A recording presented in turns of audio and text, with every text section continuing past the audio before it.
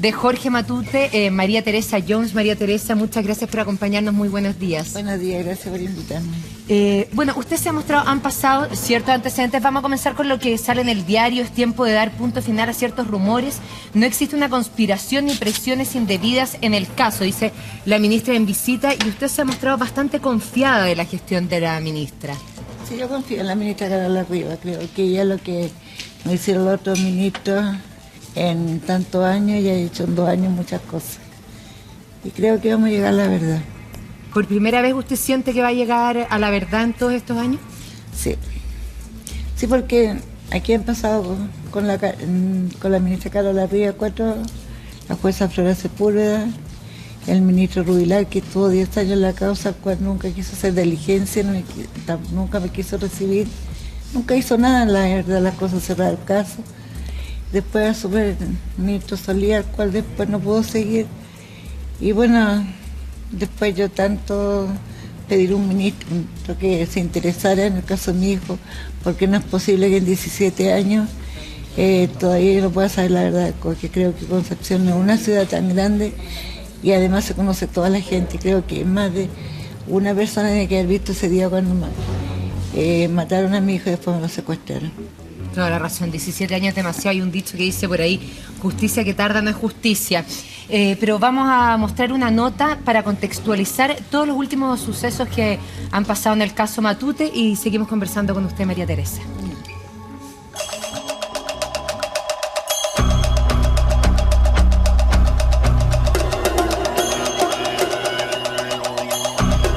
Después de más de 17 años, el misterio de la desaparición y muerte de Jorge Matute Jones podría llegar a su fin. La detención en primera instancia de Cristian Montes, ex guardia de la Cucaracha, y de su pareja Cherry Ruiz abrieron teorías que en su momento se dejaron de lado. Y aunque quedaron en libertad, el ojo de la justicia no se ha despegado ni de ellos ni de otros actores. Yo estoy completamente confiado que mi hija es una mujer trabajadora, luchadora, y no tiene nada que ver con todo esto. ¿Por qué no van a trabajar? Vayan a hacer su pega a otro lado. Por eso es lo que estamos haciendo. ¿Por qué una citación después de 17 años? No hay ninguna citación. No están citados, por cierto. Dejen caminar. Te dije que dejaras caminar. ¿Qué fue lo que pasó la noche que desapareció Jorge Matute? ¿Cuál es la responsabilidad de quienes estuvieron en la discoteca La Cucaracha el 20 de noviembre de 1999? Hoy, todas estas interrogantes poco a poco encontrarían respuesta.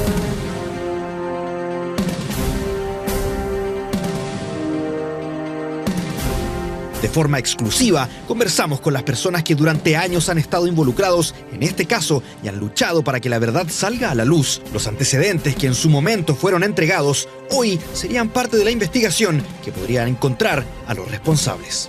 Cuando se determina, ¿no es cierto?, el estado de gravedad en el que se encuentra, se trató de planificar una situación en donde fingieran un accidente o que lo habían encontrado botado en la carretera y lo trasladaron, ¿no es cierto?, a un centro asistencial, pero debido a la gravedad de las lesiones, Jorge Matute fallece. El cuerpo que aparezca en un lugar después de estar extraviado durante prolongado tiempo, da cuenta sin duda de que se trata de una muerte violenta y que detrás de eso ahí está involucrada la participación de terceros. La incongruencia de las declaraciones de Montes y Ruiz llevaron a que la ministra Rivas ordenara su detención. Ambos fueron investigados desde la arista que Rivas lleva 2 años desarrollando y que cerró el círculo de interrogatorios en 16 personas que estarían ligados a la ingesta del pentobarbital barbitúrico por parte de Matute. Creo, y debo ser sincera, que no pudimos superar las sospechas que en forma personal yo mantengo de ellos, por lo tanto siguen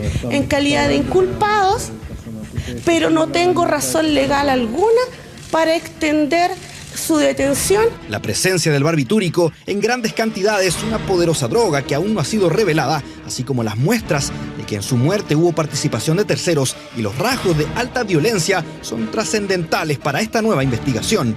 A pesar de que en su momento el perito forense Luis Rabanal advirtió de estos antecedentes, es solo hoy donde toman real peso. Pero ¿por qué no salieron a la luz estas pistas desde un principio? Se evidenciaban una serie de lesiones que había que diferenciarlas si eran vitales o post-mortem, unas manchas sospechosas que hacían suponer que había sufrido traumatismos o contusiones.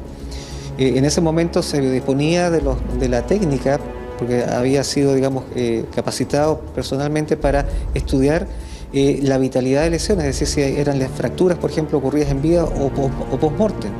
Esos estudios, como otra serie de recomendaciones para ampliar los estudios que se hicieron y que las hice personalmente, nunca fueron acogidas, no fueron investigadas. Para la ministra Carola Rivas, la presencia de este medicamento se ha transformado en un antecedente clave. La droga, que afecta a diferentes órganos del cuerpo, le habría sido suministrada dentro de la discoteca La Cucaracha, y si bien no se sabe si la dosis fue mortal, tuvo incidencia en las causas de su muerte. Hemos tenido respuestas bastante certeras y eso nos permite circunscribir y darle la importancia que tiene este medicamento como la probabilidad de ser el artífice de la muerte de Jorge Matute Jones. Según el médico forense Luis Rabanal, la administración de este barbitúrico puede ser mediante diferentes maneras. Sin embargo, en toda persona que esté recibiendo la dosis tiene completa noción de lo que está pasando. Para la ministra, es en la noche del 19 de noviembre de 1999 cuando Matute recibe el fármaco, descartando de esta manera que podría haber sido suministrado antes. La sola detección, como ha ocurrido ahora, de esta sustancia en una muestra ósea no es suficiente para acreditar el mecanismo de muerte.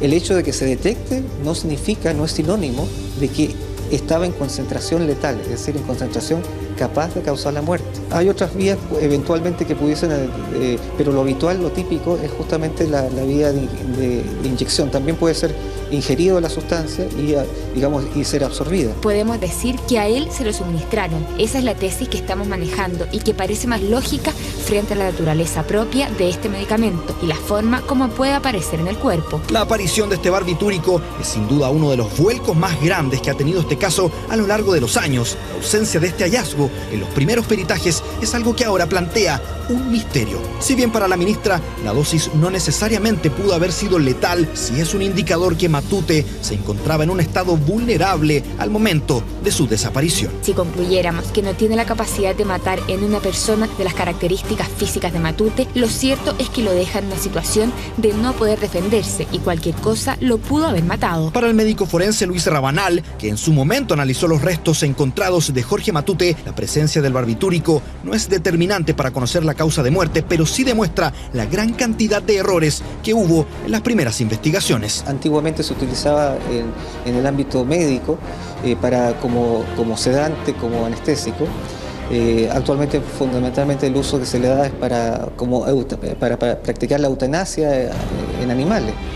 Ese, digamos, es el uso común. Se han descrito también asociado a otras sustancias o medicamentos o sustancias ilícitas donde se aparece mezclado o combinado. Dentro del informe que fue elaborado en su momento por Rabanal y que nunca fue considerado en las investigaciones, se planteó que la causa de muerte de Jorge Matute fue un politraumatismo. Las lesiones encontradas en los restos del joven indicaban claramente que había recibido una golpiza. Sin embargo, al ser apartado de la investigación, estos datos no fueron considerados, dejando la causa de muerte como indeterminada. Yo, si vamos más de una década atrás, me hubiese preguntado cuál iba a ser el pronóstico hoy, de repetir un análisis, de practicar un estudio más exhaustivo, sería lo que estamos viendo hoy. Sin duda iban a encontrarse sustancias como se han detectado. El asunto está justamente, no basta detectarlas para decir murió de esto y cómo se administró o cuándo se administró, que también es otra interrogante. Otra de las personas que ha estado presente en el caso es el mayor en retiro de Carabineros Andrés Ovalle. A lo largo de estos años, él ha mantenido la teoría de que los responsables de la muerte de Coque estaban dentro de la discoteca. Que Jorge Matute fue golpeado por uno de los guardias que lo trasladó desde donde se encontraba en el interior hacia afuera a golpes, y la golpiza terminó prácticamente al ingreso o entrada de la discoteca. La golpiza que le dio este guardia fue de tal magnitud que las lesiones le habrían ocasionado la muerte con posterioridad. Cuando se determina, ¿no es cierto?, el estado de gravedad en el que se encuentra, se trató de planificar una situación en donde fingieran un accidente o que lo habían encontrado botado en la carretera y lo trasladaron, ¿no es cierto?, a un centro asistencial, pero debido a la gravedad de las lesiones, Jorge Matute fallece. Y es ahí en donde hay una planificación para hacer desaparecer su cuerpo. Y ahí es donde hay intervención de funcionarios policiales. Para Ovalle, la muerte de Jorge busca encubrir una oscura red. Las conclusiones del mayor mantendrían una hipótesis. Dentro de la cucaracha habría existido tráfico de drogas, el cual contaba con protección policial. En la discoteca generaba una investigación por la golpiza y eventualmente la muerte que se hubiese provocado en ese momento, y una investigación inmediata de los órganos policiales, y si es que así hubiese sido convocado. Lo que no sucedió, porque el realizar esta operación o este procedimiento dejaba al descubierto lo que estaba ocurriendo, que era un tráfico de droga, ¿no es cierto?, a personas influyentes, y que contaban con esta protección policial, porque esa noche la red de protección policial se encontraba en la discoteca La Cucaracha, y me refiero a funcionarios de Carabineros. Andrés Ovalle afirma que la investigación del caso Matute Jones ha sido uno de los casos más complejos de su vida. Una denominada cortina de humo se habría mantenido a lo largo del tiempo. Para él, se han ocultado importantes datos y se han desestimado teorías en base a la desacreditación y las mentiras.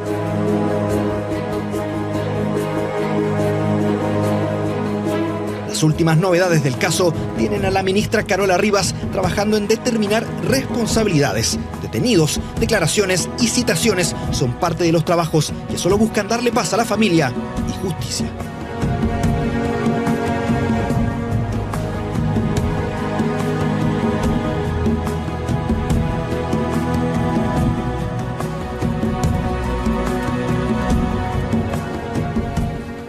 Tras 17 años de investigación, al parecer se estaría llegando a la verdad de qué sucedió con Jorge Matute Jones. Estamos conversando con su madre, con María Teresa. Estamos también con Paula Ovalle, que ha investigado este caso desde sus inicios, y por supuesto también con Mauricio Valdivia, doctor en psicología criminal.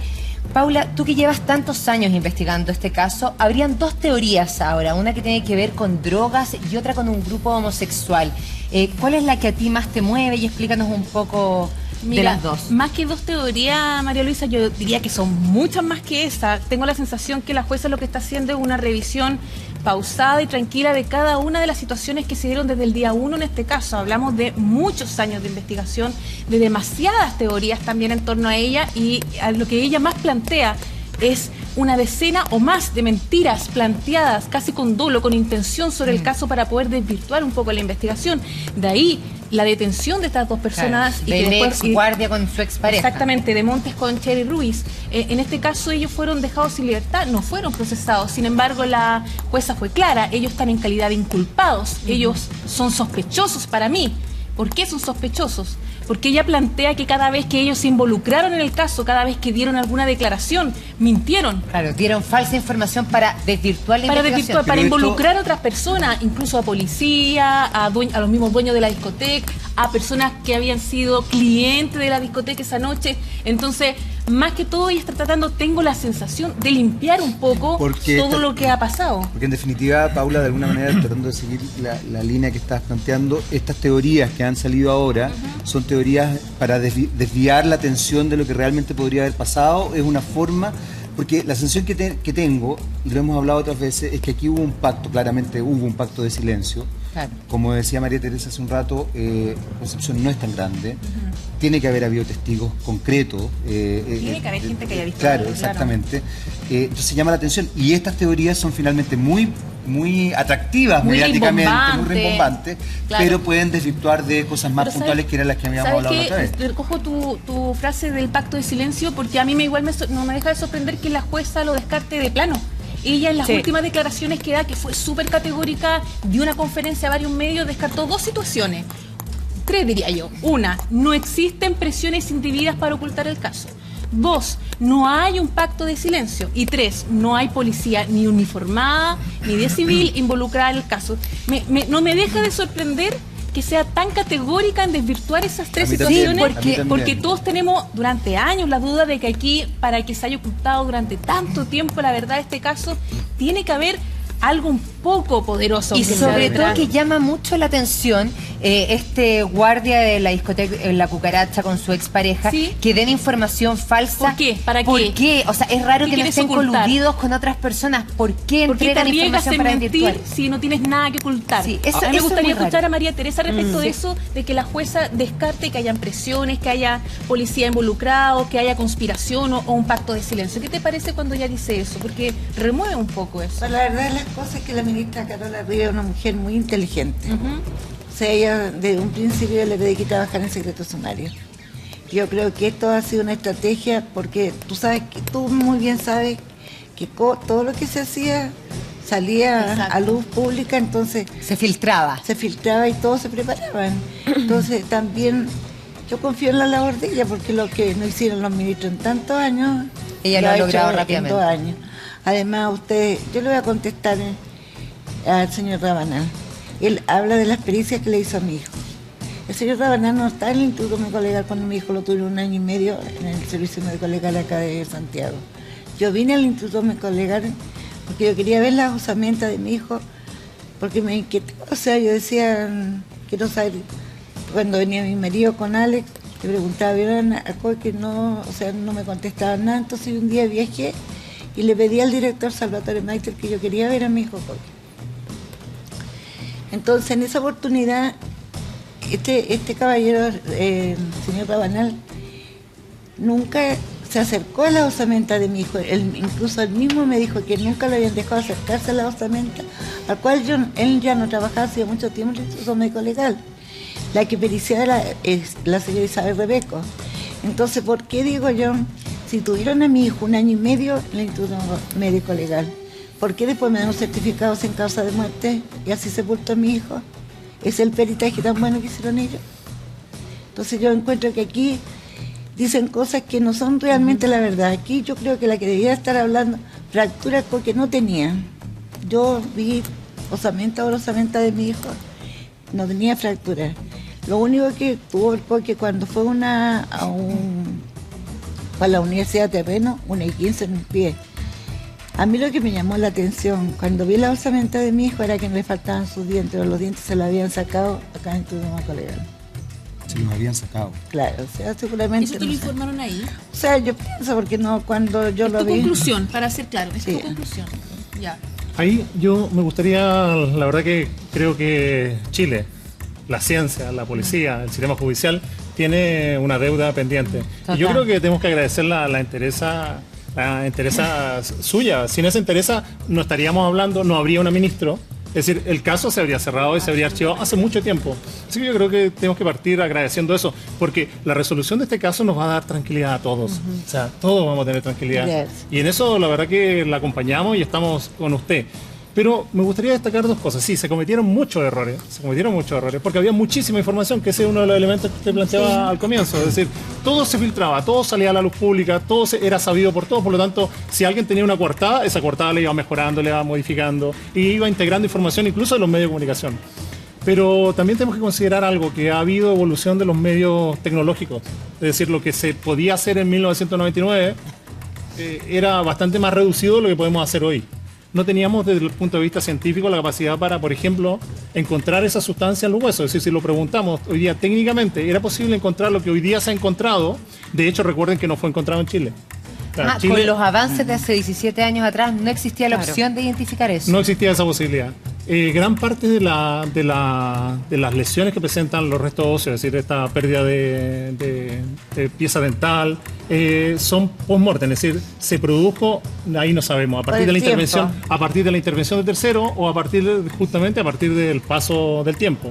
Desgraciadamente es un tema que no lo podemos clarificar hoy día taxativamente desde el punto de vista científico. Es decir, hubo intervención de tercero porque si hubieran fracturas que fueran vitales, esas fracturas fueron realizadas por tercera persona. Claro. La presencia hoy día se explica... Pero Mauricio, más allá del tema de todas las investigaciones, de todas las pericias que se han hecho este último tiempo, que yo coincido contigo, efectivamente ha mejorado científicamente la posibilidad de detectar ciertas sustancias, etcétera, etcétera, hay una sensación de que aquí no se trabajó bien en el caso. En una primera instancia, sí. Esa sensación, claro, yo ahí eso coincido, eso es un hecho, y eso uno no lo puede negar, y ahí sí entra, por lo menos uno puede especular qué es lo que pasó, que no se supiera más acabadamente la situación del caso. En algún minuto incluso yo recuerdo, cuando recién partió esto, hasta se estableció la idea de que tenía un sesgo político. Porque obviamente uno lo relacionaba con detenidos desaparecidos, etcétera, etcétera. Entonces tú ahí te das cuenta, tú dices, a ver, aquí hay una situación que no deja de establecerse la idea de que hay algo raro. Y que poder, no es suficiente que no esté la tecnología del momento. Y hay algo raro que no... O sea, hubo una distorsión claramente en el minuto y no se entiende si fue con intención o fue un momento de presión que hubo en el minuto que se hizo la investigación. Claro. Recordemos que en esa época, cuando se comienza toda esta investigación, empieza una verdadera batalla entre la policía de investigaciones y Carabineros por dar con el desaparecido en ese minuto, o sea, por investigar y llegar a la verdad quién ganaba, digamos. Pero podríamos decir que en términos de investigación se vuelve al comienzo, de acuerdo a la gente que sí. ¿no es cierto? Y de acuerdo a lo que dice la ministra en visita hoy día, podemos deducir de que es negligencia. No de lo que estamos hablando nosotros, no que hubiese un pacto de silencio, que hubiese alguien tratando de encubrir. Eso es la deducción que podemos hacer, ¿no? Según lo que ella dice, y con mucha claridad, ella va más por el lado de la negligencia en el trabajo investigativo policial, y ojo, nunca habla del investigativo judicial, que es un detalle para mí muy importante. Se refiere como que le tira la pelota a las policías solamente, por un lado. Y por otro lado, como que desvirtúa la teoría conspirativa de que haya personas que por detrás. Ese aspecto, clarificando desde la teoría, desde la perspectiva más bien criminológica, cuando se habla de pacto, se habla de instituciones. Es decir, lo que entiendo que la ministra lo que está diciendo es que no habían instituciones que estuvieran o cubriendo esto. Otra cosa es que pueden haber personas independientes eso me parece y que participan aisladamente en esto. Es decir, no habría una conspiración organizada, planificada. Yo creo que apunta a lo mismo, ¿no? Estructural. Porque además, Paula, exactamente, poco, y me gustaría preguntarle también a María Teresa cuál es su sensación respecto a la detención de estas dos personas. Ellos son nuevamente interrogados. La ministra dice claramente que ellos de manera permanente han estado falseando información. La justicia. ¿Cuál es su interpretación de eso? ¿Por qué cree usted que ellos dos y eventualmente otras personas han estado permanentemente tratando de llevar la investigación hacia otros lados, probablemente para desvirtuarlo, para desorientar lo que está haciendo la investigación de la ministra Rivas? Bueno, la verdad de las cosas, eso a mí no me extraña, porque desde un principio empezaron a distraer la atención, o sea, de tanto de la familia como de todo un país. Decían que Coque estaba aquí, ¿te acuerdas? Que Coque estaba, que me lo habían descuartizado, que me lo habían quemado, que me lo habían tirado al mar. Pero una cosa como madre les voy a decir yo. Cuando Coque desaparece, había que esperar 48 horas. Pero nosotros salimos de inmediato con Ale a buscarlo. O sea, no hubo que nos fuimos a buscarlo como presunta desgracia. Mi familia toda empezó a llegar en diferentes partes al segundo día y salimos, mira, por las partes más insólitas que mi hijo andaba en los canales el día, en unos canales que habían para el lado del Sur, Ale, como a las 2, 3 de la mañana fuimos a la morgue, fuimos a los hospitales, donde nos fuimos a buscar a Coque ese día, porque Coque tenía que estar en Estocolmo el otro día. Y Gerardo Roa, empecé a llamarlo yo para ir a poner la denuncia, porque mi hijo no había, presunta desgracia. Y en la montada ahí en Cerro Verde, en Concepción, me dicen que me vaya tranquilo, que mi hijo lo estaba pasando regio chancho. Ya ven ustedes los regios chanchos que lo estaba pasando. Además, si ustedes me preguntan como mamá, a mi hijo no lo encontró la policía, ni tampoco los jueces. Mi hijo fue una casualidad de un trabajador que estaba en la ruta de la madera donde lo encontró. Entonces aquí no se... cuando Coque no aparecía, ¿te acuerdas, Alejandra? Decía, sin cuerpo no hay delito. Aparece el cuerpo y tampoco hay delito. Ahora parece cierto estos barbitúricos que mi hijo... Y lo digo categóricamente, mi hijo no consumía droga, mi hijo era alérgico. Yo sé a quién crié. Yo tengo 2 hijos, sé quiénes son mis hijos. Y si tengo que luchar hasta el último momento, yo voy a luchar por la verdad de Coque. Porque no puede ser, o sea, yo siempre digo, ¿cómo en 17 años? 17 años, o sea, yo me comparo muchas veces con la mamá de los detenidos desaparecidos. Sí, claro. Pero con la diferencia es que ellas, por lo menos sabían que había un golpe de Estado, que había pasado algo. En cambio yo me pregunto con quién estoy peleando, quién sabe la verdad de mi hijo, quién secuestró a mi hijo después que me lo mataron en ese momento, y quién lo fue a tirar a Santa Juana, porque no puede haberse ido a tirar en unos matorrales. ¿Cuántas personas lo llevaron? Porque una sola persona no iba a llevar a mi hijo, y tú sabes lo lejos que queda. Bastante lejos, pero a mí yo quiero recoger la pregunta de Andrea, que tiene que ver por qué ellos mienten. ¿Por qué hay una intención en mentir y enredar toda esta situación desde el comienzo por parte de la gente que trabajaba al interior de la discoteca? ¿Por qué crees tú? ¿Están ocultando algo? ¿Ellos estarían involucrados? ¿Qué te dice tu corazón en ese sentido? La verdad, de las cosas que ustedes me preguntan, mi corazón me dice muchas cosas, ojalá que yo no esté equivocada. Pero yo creo que aquí no solamente una persona vio lo que le sucedió a Coqui, tienen que haber visto muchas personas. Claro, que varias personas estuvieron coludidas o a lo menos son cómplices de la muerte de Coqui. Y se han callado hasta el día de hoy. ¿Ves tú? Entonces yo como madre le haría un llamado a decirle que se pongan la mano en el corazón. Son 17 años y yo he tocado puertas, no solamente por Coqui, por muchos jóvenes más que han desaparecido, que he ayudado a esas madres. Y si yo no tengo justicia para Coqui, menos van a tener esas madres. Además, yo quiero que mi país me demuestre que en Chile existe la justicia. Toda la razón. María Teresa dice algo que me parece que es relevante entre tanta teoría, información que ha surgido, y ella dice, yo sé quién era mi hijo y mi hijo no consumía droga. Y alguien podría decir, bueno, muchos papás pueden decir de eso sin saber que efectivamente sus hijos lo hacían, pero hay un tema que es muy relevante. Primero, que los tóxicos que se encuentran en el cuerpo de Coqui no son drogas que uno habitualmente pueda conseguir o que sean utilizadas para drogarse, ¿no? Primero. Y segundo, aún así, aunque él hubiese voluntariamente, de alguna manera, consumido una droga, ¿qué pasa después con él? O sea, claramente, él, si hubiese sido ese el caso, su cuerpo hubiese aparecido inmediatamente. Hubiésemos sabido qué pasó con él. Si una persona común y corriente, o sea, que hubiese hecho esto, yo creo que habrían dejado a mi hijo ahí. O sea, pero lo fueron a esconder, pues se escondieron el cuerpo. Este es un secuestro, o sea, que aquí no pasamos solamente a que a Coqui me lo... o sea, mataron a mi hijo, ¿cierto? Ahora ya pasa a ser un secuestro, porque imagínate...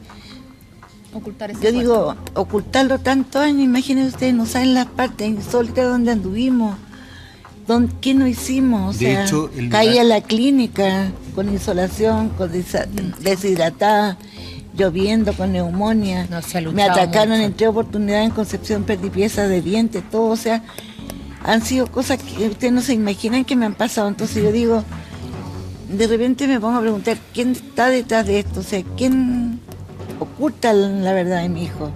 Sí, eso mismo le quería preguntar, porque llama la atención que si son varias las personas involucradas en la muerte de Coqui, se logre guardar silencio por tantos años, porque en los casos policiales, y aquí tú, Mauricio, nos puedes ayudar, siempre alguien habla, a alguien se le sale, o por último un hombre curado le cuenta a la pareja que ella le reproduce esta información. ¿Qué opinión tienes? Sí, la verdad que tal como lo hemos visto en otros casos, en donde en la medida que son más los autores, y por eso también, desgraciadamente aquí seguimos en la especulación teórica, pero en la medida que son más los autores, aumenta la probabilidad de que alguno de ellos se convierta en el Judas, es decir, aquel que va a entregar al resto, o que va a aparecer el remordimiento. Es decir, la culpa. En los grupos, cuando hay grupos delictuales, no todos son psicópatas. Es decir, el psicópata es el que se mantiene hasta el final, pero es imposible que hayan 5, 6, 10 psicópatas trabajando en forma... Porque no trabajan juntos, para empezar.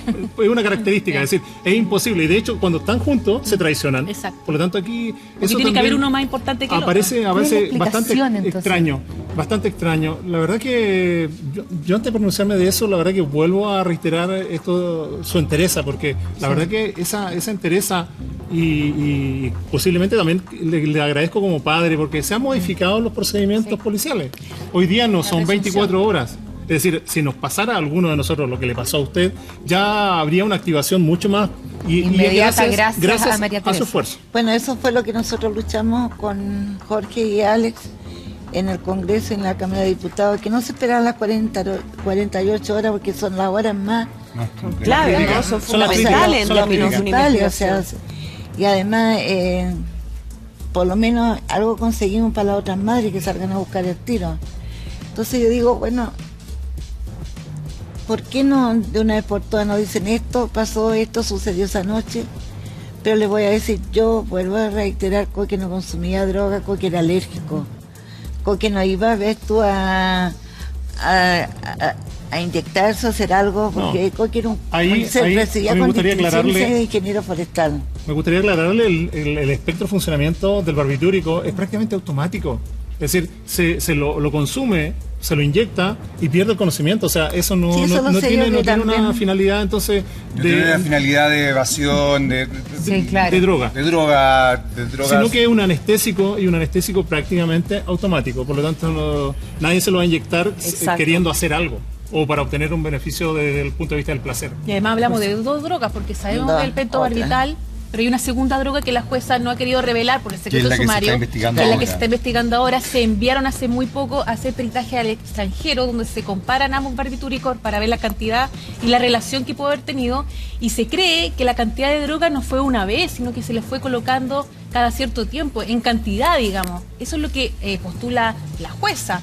Más allá de que haya sido golpeado y que habría fallecido. Y que es imposible que lo hubiera hecho él solo. A eso es lo que voy, que el temor y la insistencia que tiene María Teresa de aclarar de que su hijo no se drogó, no se inyectó, eso es súper lógico. Yo la entiendo ella que lo insista, pero la gente tiene que entender que el pentobarbital no es una droga de entretención, entre comillas, que la gente se inyecta para pasarlo bien. Eso es muy relevante, pero hay un elemento que acabas de mencionar, Paula, que me llama la atención, porque si la jueza hoy día está planteando la idea de que se le puso droga en reiteradas ocasiones, hay una intención, hay una intención demasiado fuerte ahí, y eso llama mucho la atención, porque finalmente esto no queda dentro del rango de un accidente. De lo circunstancial, de ese que yo creo que igual es brutal, ojo. No es una droga que se pueda comprar en la esquina. Claro. No es una droga que se pueda comprar en la esquina, es una droga que se le administra más de una vez. Que no estaba a la venta en esa venta. Es raro que ellos se la tuvieran. Todo eso es muy... O sea, eso es bueno también por una parte porque te reduce el campo de búsqueda, por decirlo de alguna forma. No es que yo vaya a la farmacia y lo comprara. Entonces, ¿podría existir que hubieran buscado asesinarlo y esta droga estuviera para eso? ¿O probablemente ellos la tenían por algo? O sea, bueno, son, como dice Mauricio, son todas especulaciones. Yo creo que lo de Coque fue circunstancial, y yo creo que usted también cree lo mismo, que él estuvo en un lugar que lamentablemente no tenía que estar, y no que lo buscaran matar a él. Mira, la verdad de las cosas que esto, cuando te acuerdas cuando salió el cartel de carbón, el cartel de carbón, yo no creo en eso. O sea, yo creo que Coque, mira, aquí ustedes saben que este pentobarbital lo tienen las veterinarias para hacer la eutanasia a los animales. Yo también sé enfermería. El Coque puede haber muerto de un paro cardíaco, un paro respiratorio. Además, ¿cómo que se llama? Esta otra droga, yo no sé qué droga le encontraron. Pero también tenemos que, si la ministra está investigando ciertos otros grupos, es porque esa noche había fiestas, ciertos desfiles de moda, por lo que yo supe, habían esta fiesta tecno, no sé si habían personas también homosexuales. Entonces, sabes tú de que yo siempre les voy a decir, sinceramente, cuando yo exhumé el cuerpo de mi hijo, fue algo que de repente sentí que era necesario, pero también tenía miedo. O sea, yo dije, si le hicieron el peritaje al papá del presidente Frey, al hermano de la intendente Toa, ¿por qué mi hijo no es un chileno más? Por supuesto. Y ahí fue cuando yo pedí la exhumación de Coque, pero con mucho miedo y mucho dolor. Mandé una hermana con una sobrina que fueran a la exhumación a Concepción. Y si no lo hubiese hecho, todavía habríamos estado sin causa de muerte. Se habría cerrado. Claro. Entonces, ¿sabes tú que ahora, como digo yo, Coque no puede haberse él inyectado o haber tomado? Porque mira, si hubiesen sido en pastillas este pentobarbital, tiene que haber sido unas 50 pastillas para que Coque... Sí, claro, pero no solo una pastilla. Entonces, dime tú, si ustedes a mí me echan aquí pastillas, yo me voy a dar cuenta. ¿Ves tú? Ahora dime tú, Gerardo Roa, ¿por qué llama al otro día a las 8 de la mañana a Alex? Y le dice, cuando se recupere Coque, que llame. ¿De qué se iba a recuperar mi hijo? Sí, claro. ¿Por qué decía eso? Claro, entonces yo creo que las hermanas Maldonado y Gerardo Roa saben lo que sucedió con mi hijo también. ¿Por qué callar tanto tiempo? Sí. ¿Por qué tienen que ocultar? No sé, no entiendo, porque imagínate, si él era compañero de primero medio hasta cuarto medio, ¿por qué Gerardo Roa no fue a una misa? ¿Por qué no fue a una marcha? ¿Por qué no me ayudó a buscarlo? ¿Por qué se cambió de nombre? ¿Por qué se vinieron de allá de Concepción? En una entrevista él dice que él trató de acercarse a ustedes como familia, que fue con su papá, que ustedes le dijeron que se fuera, que no querían saber nada con él. ¿Es verdad eso? No es mentira. La primera vez, o sea, cuando yo fui y empecé a llamar a Gerardo Roa para llevarlo a Carabineros, y después cuando yo fui a la casa de Gerardo Roa, que no tenía idea de dónde vivía, fui con la Rosemary, Fui a buscar la chaqueta, la casaca de mi hijo está en el auto de él. Esas son las veces que yo vi que era robar. Yo me acuerdo en esa época que la operación rastrillo que se hizo de parte de la policía, también se sumaron los amigos de Coqui, andaban contigo y con Alex para todas partes. Por eso yo digo que no, aquí buscamos como presunta desgracia a todos los alumnos de ingeniería forestal, todos los vecinos, toda la gente. ¿Y Gerardo no estaba en ese grupo? No. Y sabes tú que yo no tengo palabras para decirle gracias al rector de la Universidad de Concepción, a la gente de NAP que puso vehículos para salir a diferentes partes que decían que Coque, incluso imagínate, hasta basurales fue a buscar mi hijo, me decía que mi hijo estaba en basurales. ¿Sabes tú lo que es sacar basura? Después me dijeron que mi hijo estaba enterrado en un pueblito que era Yumbel, que está cerca de Cabrera. ¿Sabes tú que hicimos un hoyo como de 4 metros y cada raíz que salía pensábamos que era Coque? Entonces dime tú, ¿cómo la gente pudo ser tan mala? Sí, claro. Mire, María Teresa, de verdad, de corazón, esperamos que este caso finalmente, después de 17 años, se resuelva. Usted pueda encontrar la verdad, la paz en su vida, porque simboliza la lucha de tantas madres por encontrar a sus hijos y, como decía Mauricio, las felicitamos porque gracias a usted se han logrado avances en algo que estamos al debe con nuestro país.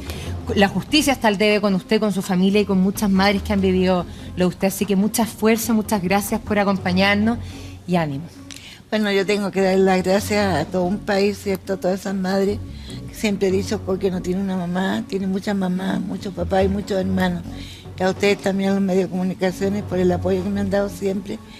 Y creo que lo único que les pido, o sea, en estos momentos a toda la gente, yo soy católica, pero a mi manera ahora, que también me mintieron. Pero les pido que hagan una oración porque yo quiero llegar a la verdad y creo que esta ministra va a llegar a la verdad.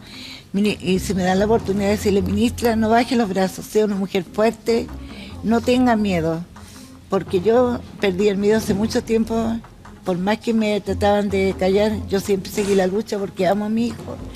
Y cuando voy a algún lugar a hablar por Coque, hablo por todos los Coques que han desaparecido. Yo eso es lo que quiero, que todas estas madres, como la madre de Kurt, como la madre de Ale, con muchas madres que he ayudado, que tengan la verdad de su hijo y que lo encuentren también. Creo que sería muy feliz yo tener justicia para mi hijo, a poderle decir, mamá, vamos, yo estoy aquí, sigamos luchando. Toda la razón, muchas gracias, muy buenos días. Paula, Mauricio, ¿ustedes quién